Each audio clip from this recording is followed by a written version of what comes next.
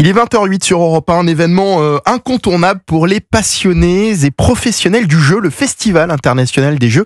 Ça se passe, Brandon, à Cannes ce week-end. 85 000 visiteurs attendus jusqu'à dimanche, avec, comme chaque année, des nouveautés dans les jeux de société, récréatifs, ludiques, pédagogiques. Pour Europe 1, Frédéric Michel sur la croisette.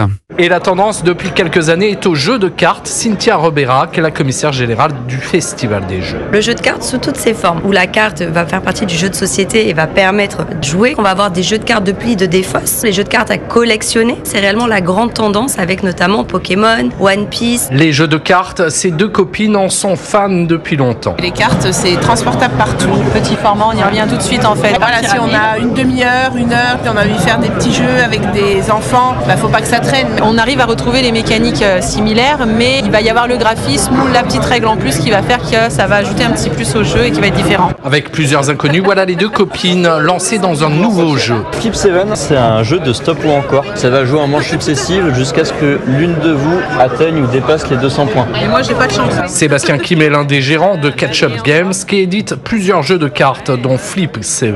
Ça facilite la propagation des jeux, d'être sur ce type de format, des petites boîtes, pas trop chères. Flip 7, ça va être 15 €. Faraway, Courtisan, Château Combo qui vont être à 20 €. De quoi s'amuser sans se ruiner. Et ce reportage, Frédéric Michel au Festival international des jeux pour Europe 1. Et comme